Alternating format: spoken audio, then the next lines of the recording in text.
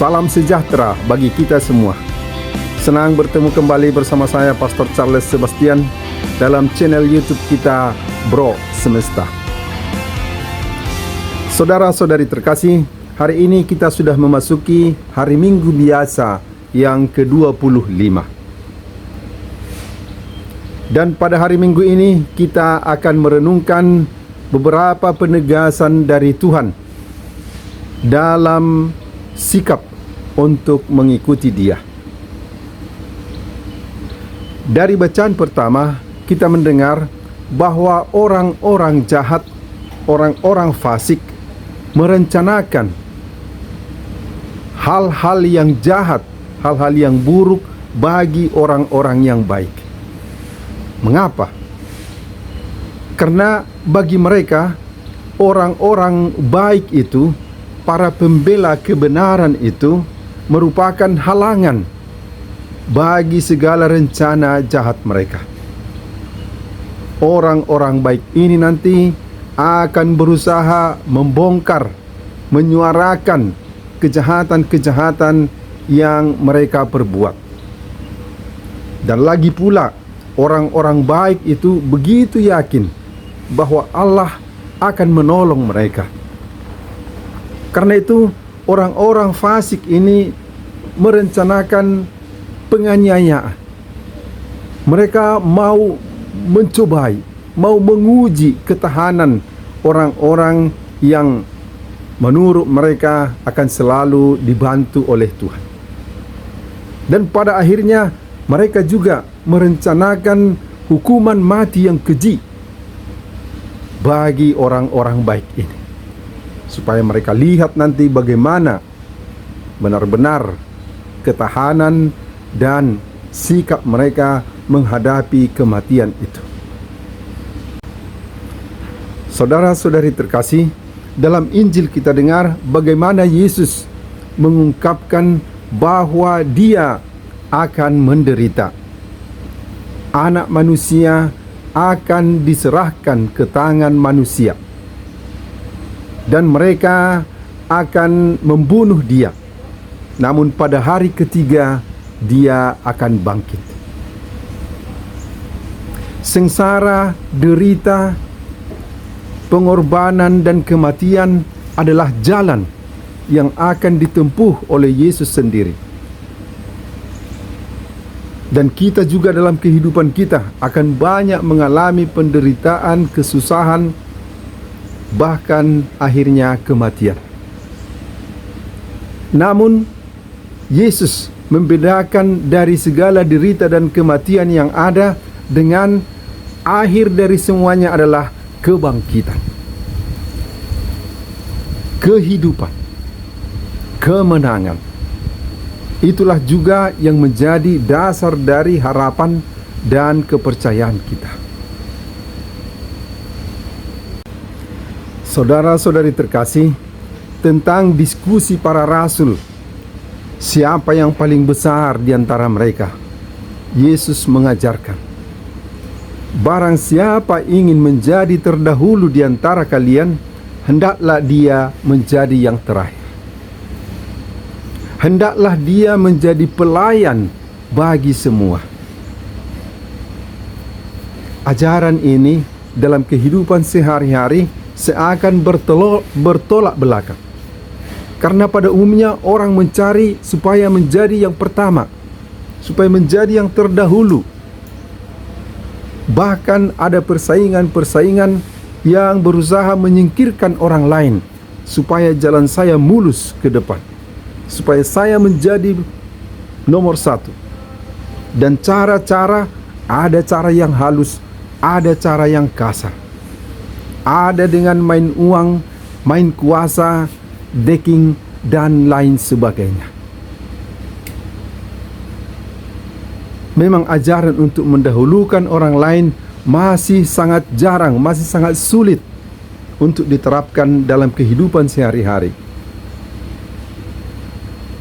Paling-paling orang sudah merasa puas kalau orang disiplin untuk mengikuti antrian, budaya untuk antri, supaya semua orang mendapat giliran sesuai dengan posisi atau kedatangan masing-masing pada satu antrian. Atau seperti pepatah Minang mengatakan, iyo kan nandi orang, lalu kan nandi awak. Artinya tetap juga, walaupun mengiyakan orang lain, saya juga tidak melupakan kepentingan saya. Atau seperti orang Batak mengatakan, unggodang di parpudi.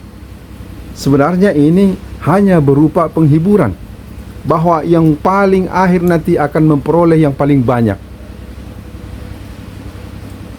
Dalam kenyataannya, yang paling akhir seringkali tidak lagi kebagian. Makanya orang selalu berlomba-lomba untuk menjadi yang pertama.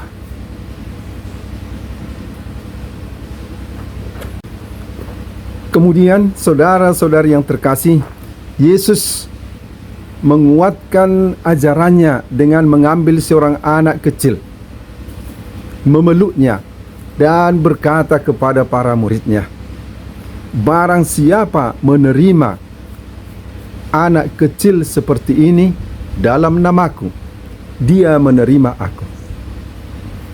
Dan yang menerima aku sebenarnya bukan aku, melainkan dia yang mengutus aku yang dia terima.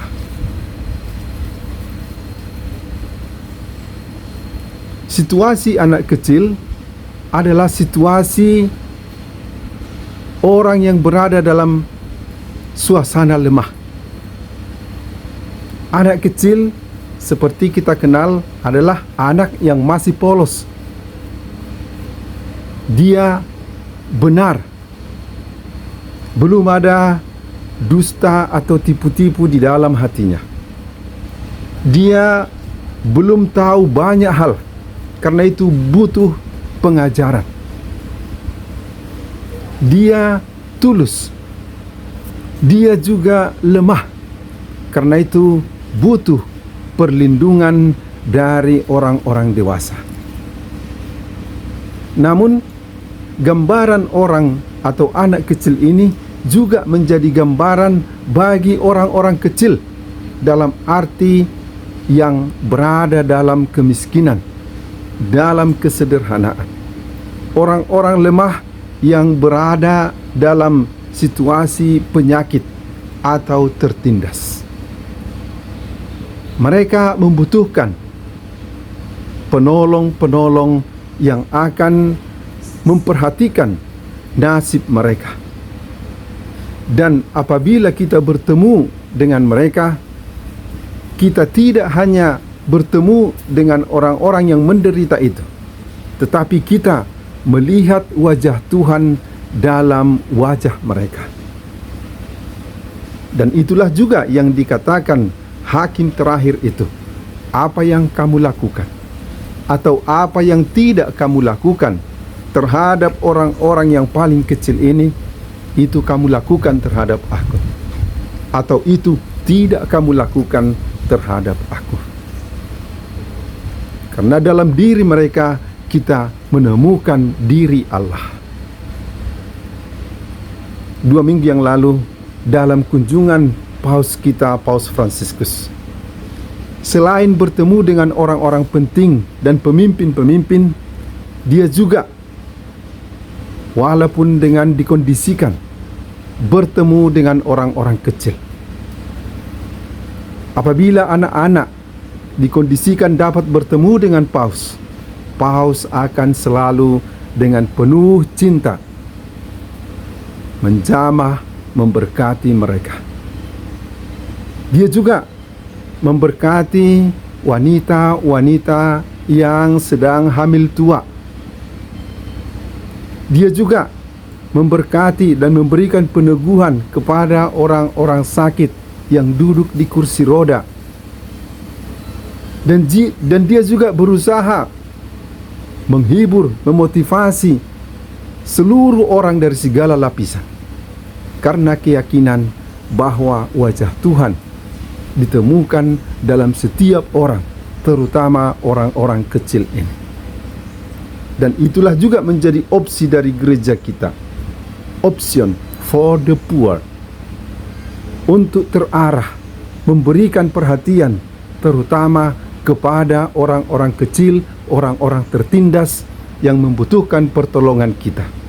Di sana Tuhan juga kita temukan. Saudara-saudari terkasih, hingga di sini dulu permenungan kita kali ini. Sampai bertemu pada video-video berikutnya. Salam sejahtera bagi kita semua. Pace e bene.